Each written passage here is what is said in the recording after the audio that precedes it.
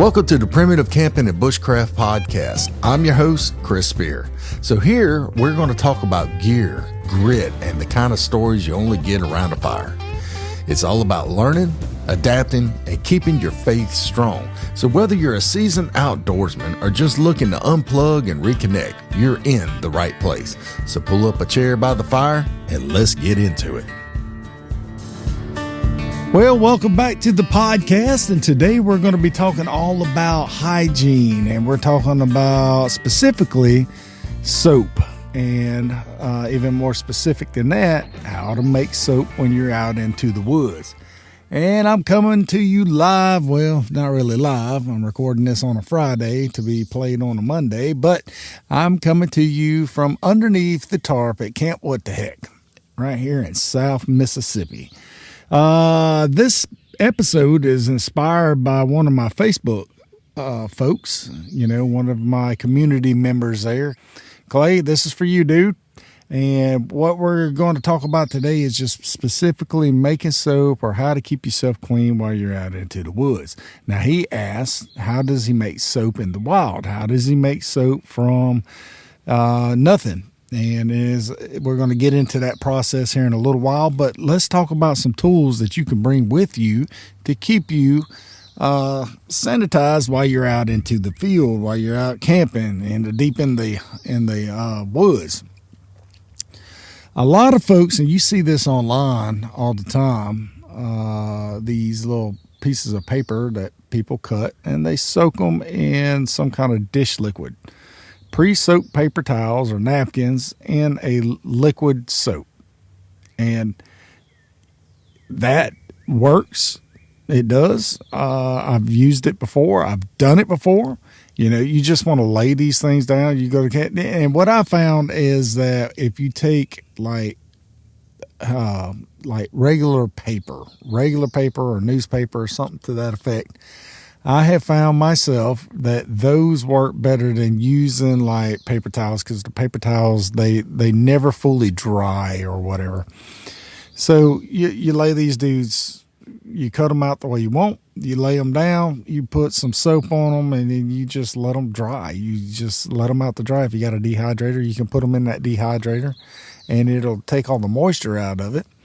And it'll leave the glycerin and then all the soap components and everything still pliable and everything in there. And then you can just add water and you got soap. And you could do it with as many squares as you want. You can make an entire 1 gallon Ziploc bag to take with you if that's what it's going to take. And speaking of Ziploc, you just go ahead and you store these things in the Ziploc bags, or you make a tin. But I find that a Ziploc bag is less messy and you could just throw it away. Plus, it's somewhat waterproof. You could drop it in the water if you have to and still not get it all over the place. If you drop the tin full of this stuff in the water, you're going to have a soapy mess. So, soap sheets, like I found some, well, actually my wife found them. They're called Skunky. Hold on, let me look and see what they are actually called. And these things are pretty cool. I played around with them. They're called Skunky. They're 60-second shower. They are a sponge that is filled with soap. And basically what you do is you get them wet, you lather up with them, and the sponge will help you scrub and get the dirt and the nasty off. And then it's disposable and it's biodegradable. And so them things are pretty doggone cool. And I haven't used them in the woods yet. I just recently brought them home a couple of weeks ago, but I've tried a couple of them. The good benefits to these is that they're extremely lightweight. They're very compact. They're mess free. And one of the sponges is enough to do your hands and your body. And then, it's pretty cool, what you could do with a soap in the woods. And you always want to be able to keep your hands clean. Bacteria and, just germs and nasties always, they always want to try to get you sick, and And people will probably think you're kind of silly for saying it that way, but that's the case. You know, these bacteria and stuff, their whole goal in life and the whole reason they live is to reproduce. And that reproduction is what causes you to get sick. So when you get out into the woods, there's a couple other things that I have used, and I have found that the fragrance-free baby wipes, those are the cheapest option. You know, I've taken those into the woods with me for years. I've never had a problem with it.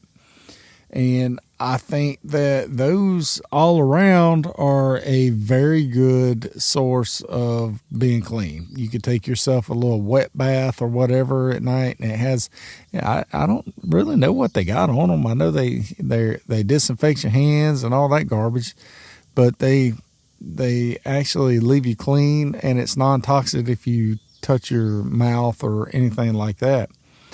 So another option that people use is you can get you a little bottle, like a hand sanitizer bottle, and fill it up with some liquid dish soap. I've done that several times. I've taken different size containers full of soap. I've actually taken a small dish soap container with me, you know, the little squirt bottle things. And I've used that all the time. I keep, whenever I have my boat and I'm going out fishing or camping in my boat, I keep a bottle of soap in my boat, because when you're catching catfish and you get that stuff on you, you know, that slime, that Dawn will get that stuff right off, or the fake Dawn, the Ultra or the Ajax or Palm Olive, whichever you like, whatever brand you want, whatever smells best to you. That actually works. But there's another thing, is that you can take a cheese grater and you can take a bar of soap and you can grate it down into little shavings. And those little shavings you can use to just put some on your hands under the water, and you got soap. And it doesn't have to be a liquid kind of soap product. It could be a bar. You can bring the whole bar with you. It don't weigh too much, you know, and we're talking about primitive camping here. We're not talking about ultralight hiking. And so sometimes it's worth bringing a little extra just for the convenience. And, you know, especially when you're primitive camping. We're not talking about survival bushcraft. You know, we're blending in a little bit of bushcraft with our primitive camping.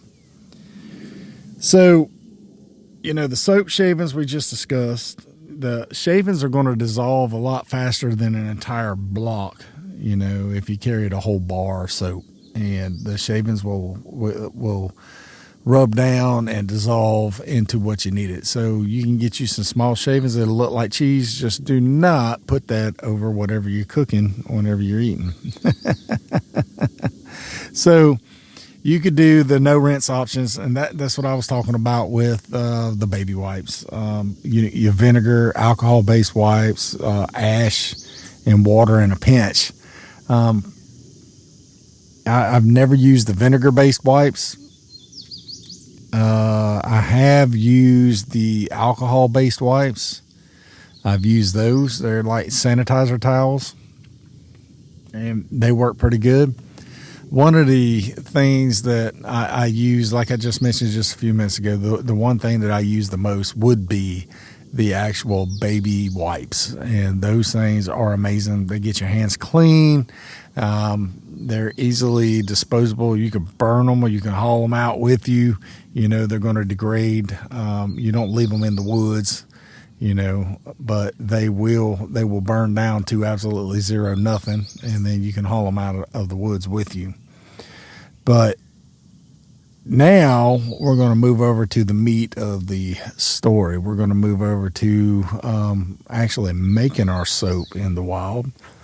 And this is going to be a true primitive method. Now, there are different ways that you could use. You can use the, ginger soap, fruits off of a ginger, whatever. I think it's called ginger soap. I've seen it before. And people walk up to it and they'll squeeze it, and it's got the little soapy, and they use it just like soap and wash it off. Then you got the other stuff like yucca. You can use yucca if you have it. And we don't have that plentifully here in South Mississippi, so we're not going to talk about it and mention it very well. But One thing that you want to do if you're going to decide to make your own soap in the woods or out when you're camping or hunting or whatever is you're going to burn some hardwood, oak, hickory, some type of hardwood. And then you're going to get that ash. You're going to collect the pure white ash from that. And that's ASH, ash. I know I have the southern drawl, and some people will be like, he said, hee-haw. You're gonna pack the ash into some kind of container.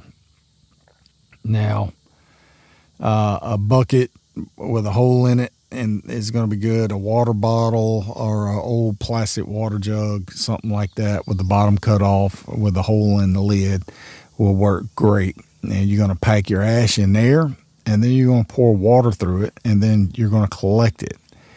And you're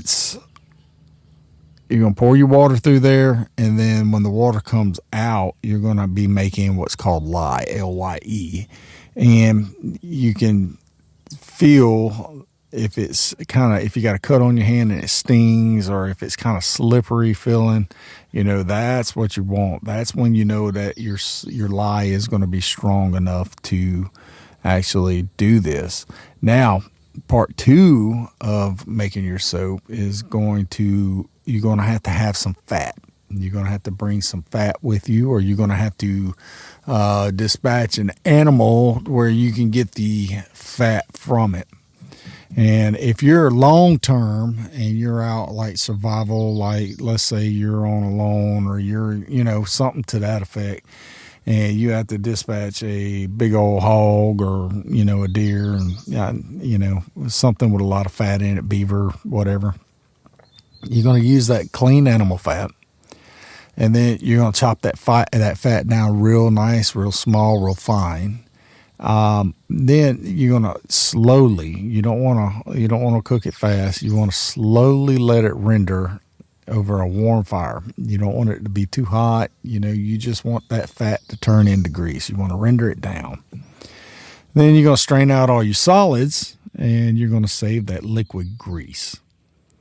Now, once you get to this point, you're going to slowly add the lye water to your fat while your fat's still liquidy, still warm. And you're going to you're going to continue to stir that over low heat until it thickens. And once it thickens, it's called tracing. You're going to, whenever you stir, you can see where your spoon went. That's called tracing. And pour what you just stirred up, pour it into some kind of mold. I've read where people will cut like molds out of logs. They'll do like little bars, but realistically, you're going to put it in some kind of container, and then you'll let it harden, and then you'll break it up. But pour it into some kind of mold. You want to either line it with bark or green leaves or something to the effect. That way you can get it back out. Now, all you do is you let this stuff harden. And it's going to probably take about a day or two, 24 to 48 hours for it to harden. And then it typically takes about 2 to 6 weeks for all your soap to actually yield the best results. Saponification is what they call it. I believe that's the correct way to pronounce it. So it goes through a chemical process there. And so it's going to be about 2 to 6 weeks. And so, generally the average there, I'm one that always takes the average. If it says 2 to 6, I'm going to take the 4. I'm going to go that way. And that is simple enough. And I thought it was going to take me a little bit longer to explain it. But, once you do that, you let it sit and you let it cure for a couple of weeks. It's not something, you're going to have right away. So you're not going to, you could probably use some of that before it hardens up as a soap. It's not really going to lather up too well. Most of these kind of soaps don't lather up very well anyway, but they will. But so I think that bringing your soap is going to be more of the viable option. We don't want to wait 6 weeks because most of us are out there camping for days, not weeks. And you don't want to spend your whole time. If you're out there and you're going to be months at a time, or you're in a secluded place to where you're going to be there for the whole seasons at a time, then making your soap is a viable option. If you're wanting to make soap at home, then, it's the same thing. You just pour your soap into some kind of container. You can make it, do it any way you want. You can add essential oils to it. You can add fragrances to it. You can do whatever you want. It's made the same way. Soap is made the same way all over the world, and it's the same concept. But in the woods, soap isn't just a luxury. It's not really, I wouldn't classify it really it's for sanitation purposes. It's for survival purposes. It's sanitation, because if you can't clean your hands and get all the nasty and the germs off, eventually you're going to get sick. So you don't want to wait until things get bad in order to clean up. You go ahead and prep ahead. You pack some soap paper. You stash some dry wipes. Maybe even shave a bar down before the trip, because you know that staying clean out there keeps you healthy, keeps you ready, and keeps you sharp. And 1 John 1:9, verse 1, chapter 1, verse 9 says, "If we confess our sins, He is faithful and just to forgive us our sins and to cleanse us from all unrighteousness." So that verse, it doesn't say God might forgive. It says He is faithful. That means you don't have to wonder if He'll show up with grace. You just have to show up with honesty and confess what you've done, confess your sins. Making soap in the wild, it ain't pretty. It takes ashes. Ash is what's left over after a fire. And it takes fat, and the part of the animal most folks throw away anyway. It takes time, it takes heat, and you got to stir this stuff together. Honestly, that sounds familiar, don't it? God often does His best cleansing work after the fire's already burned through, after your pride is all gone, and when you got nothing left but what's real. And just like soap, soap comes from the scraps and the soot, if you think about it. And just like that soap, real purity comes after confessions. Really, it comes after confession. When you hand God the mess and say, "Here it is, I'm done pretending. Here it is." Sometimes it stings. Sometimes you don't want to say what you got to say. Sometimes it gets uncomfortable. But that's how real cleaning works. Scrubbing out the dirt so something new can start. So something new can start from the beginning. So this week, whether you're wiping down with soap paper, you're cooking up lye or grease, or just rinsing your hands with creek water, remember, clean hands are good, but a clean heart is even better. So, I know this one wasn't very long, and it's not that there's a set time limit on these things, but 20 minutes, something to that effect, is a great conversation, and I really do appreciate each and every one of you that have been reaching out to me over the past couple of weeks and talking to me about the podcast and telling me how much you learned. I really appreciate it, because I'm learning a lot too. And, having to do some research for these podcasts on top of the stuff that I've already written about in the book or talked about on forums and, stuff like that in the Primitive Camping and Bushcraft group on Facebook. I still have to do my research, and I still have to make sure I know what I'm talking about. And so, I put this stuff together and I start researching it and looking it up and reading it and making sure that you guys can understand what it is I'm trying to say. I'm learning stuff too. I learn stuff every day. If you're not learning something every day, then I guess you've reached the pinnacle. You don't have to learn anything anymore. You're unteachable.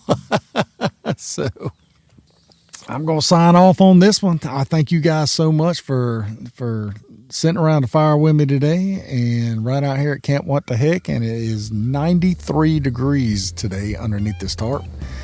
And I got one little tree providing some shade over the tarp, but the rest of the tarp is hot. And so it is burning up out here in South Mississippi today. But the good thing is the humidity is only about 70%. So it's kind of cool. It's not as humid as normal. Thanks for sitting around the fire with me today. If this episode gave you something to think about, if it helped you feel a little bit more prepared, or it even stirred your faith a tiny bit, go ahead and share it with someone else who might need it as well. We don't go camping to run away from life. We come out here to slow down and to recharge. So grab another log, throw it on the fire, and remember this: in all your ways, acknowledge Him, and He will direct your path. I'll see you next time. God bless you.